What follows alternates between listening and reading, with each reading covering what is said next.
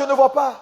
Oh Seigneur, pourquoi? Oh Seigneur, pourquoi? Et dans la Bible, on a un cas important que je vais vous citer dans Luc 1. Vous pouvez le lire. Verset 30, 33. Alléluia. C'est l'histoire de Marie. L'ange lui dit, ne crains pas Marie, car tu as trouvé grâce devant Dieu. Alléluia. Je vais paraphraser. Et l'ange lui dit, tu donneras naissance à un fils. Marie dit plus tard, mais comment cela pourra-t-il arriver? Je suis vierge. Je n'ai jamais connu d'homme. Et plus tard, Marie tombe enceinte. Premier problème que Marie rencontre. Elle arrive à la maison, elle trouve Joseph, elle dit, Joseph, l'ange m'a visité, il m'a dit que j'allais tomber enceinte, et je suis enceinte. Joseph dit, Marie, viens ici. Tu te fous de moi. À Paris, ici, là, ange enceinte les gens. Faut pas m'énerver. Marie. Marie dit non, c'est la vérité. C'est le Saint-Esprit qui est descendu sur moi et je suis enceinte. Joseph dit, je n'aime pas ce truc-là. Écoutez, je te respecte, je vais te libérer doucement, sans palabre. Et la nuit, le Seigneur parle à Joseph pour dire, Joseph, garde ta femme, c'est moi. Premier obstacle. Deuxième obstacle que Marie a, Marie fait face à la société. Joseph lui dit, là tu es enceinte, tu n'es pas mariée. Les gens diront quoi? Dans la société juive, quand on est enceinte ou qu'on connaît un homme hors mariage, on meurt par lapidation. Et donc la coutume déjà est contre toi. Et si tu ne quittes pas l'environnement, tu seras tué par lapidation. Va vers Élisabeth. Marie va vers Élisabeth. Donc, deuxième obstacle, son environnement. Troisième obstacle, le roi apprend qu'un enfant est né. Il dit, oh, tuez-moi tous les premiers-nés. Le Seigneur apparaît à Joseph encore pour lui dire, Joseph, prends ta femme et Jésus, allez en Égypte. 2 ans, ils sont fugitifs. Ma question, comment on peut être visité par Dieu et avoir autant d'opposition? Comment on peut être gracié par Dieu? Marie, tu as reçu grâce aux yeux de Dieu. Ah donc on peut recevoir la grâce de Dieu et être troublé en même temps?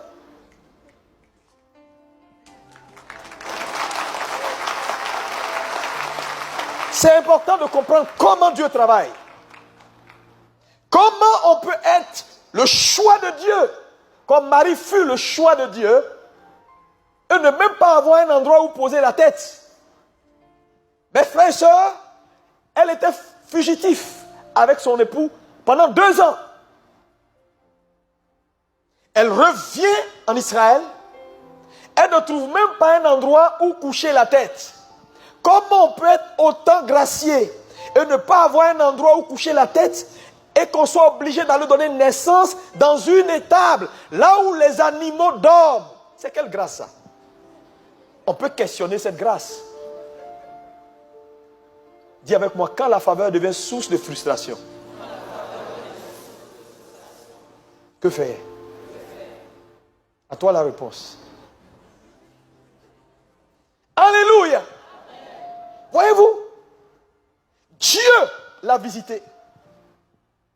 Et dès que Dieu l'a visité, les problèmes ont commencé. Je vais te dire une chose. Dès que Dieu te choisit, Satan te choisit.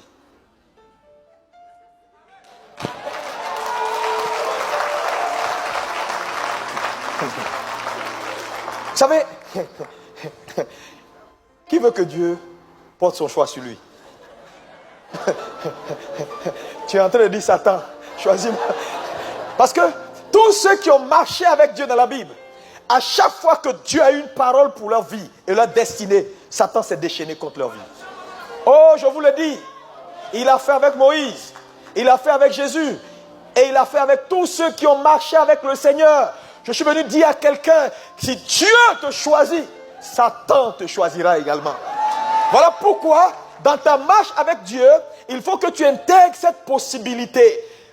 Frères et sœurs, tu feras face à des obstacles. Le fait d'être le choix de Dieu ne va pas t'épargner les difficultés. Les difficultés viendront, mais le Seigneur sera avec toi.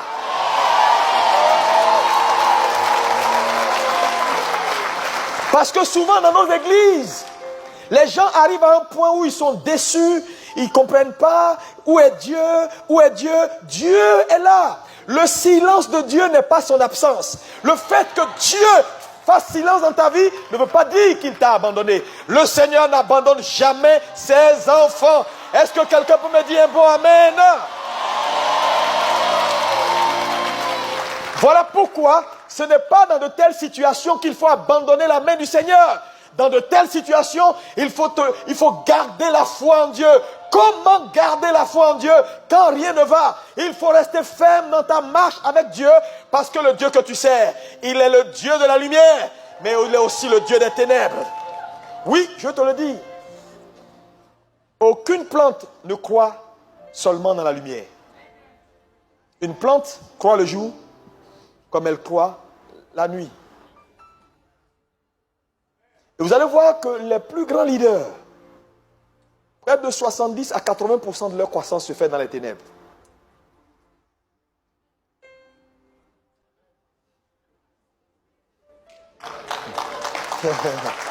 Dieu va te former. Oh, vous savez, les ténèbres, c'est l'antichambre de la gloire. Un homme qui n'a pas connu les ténèbres ne connaîtra pas la gloire.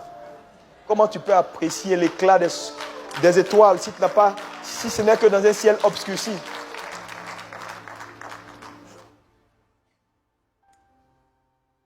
Est-ce que quelqu'un peut me dire, le Seigneur est fidèle? Tu as besoin de continuer à croire, même quand les choses sont difficiles. Malheureusement, dans nos églises, lorsque les choses deviennent difficiles, les gens abandonnent Dieu. Les gens lapident Dieu. Les gens doutent même des hommes de Dieu que Dieu vous a donnés. Je suis venu vous encourager à vous dire, le temps n'est pas au questionnement. Le temps n'est pas au doute. Le temps, ce n'est pas, ah oui, je ne sais pas, je ne comprends pas. Oui, fais confiance en Dieu et avance. Joseph, 17 ans. Dieu apparaît à Joseph, Dieu lui donne une vision. Depuis l'âge de 17 ans, la vie de cet homme n'a plus jamais été la même. À cause de quoi? Une seule vision. Il est vendu. Il se retrouve dans un pays étranger. Imaginez Joseph assis seul. Un jeune homme de 17 ans à l'église. En train de s'interroger, mais qu'est-ce qui m'arrive? Juste à cause d'une vision. Je suis en prison. Dieu, tu es où? Pourtant la Bible répétait toujours, et Dieu était avec lui. Et Dieu était avec lui. Et Dieu était avec lui. Et Dieu était avec lui. Dans la prison, les gens venaient voir Joseph pour dire, Joseph, tu vas bien? S'il te plaît, j'ai fait un rêve hier nuit. J'ai vu un géant, j'ai vu un petit monsieur, j'ai vu ça. Joseph, qu'est-ce que cela veut dire? Et Joseph prenait son temps à interpréter leur vision.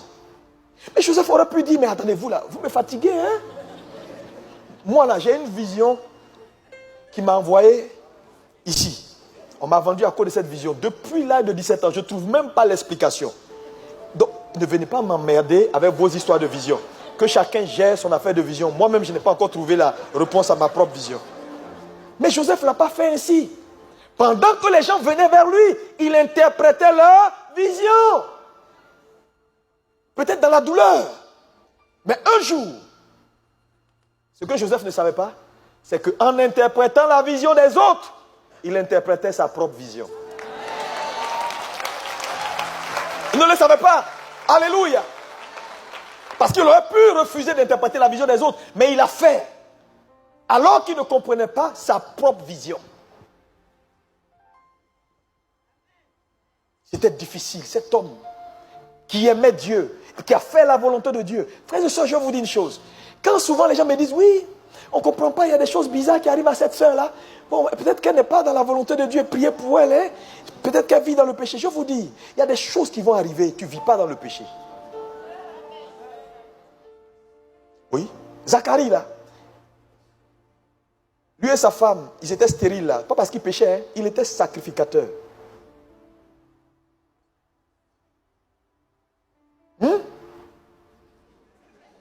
Ou bien, il a commis un péché qui a fait que... Non. Il y a des choses qui vont arriver. Non pas parce que tu pêches.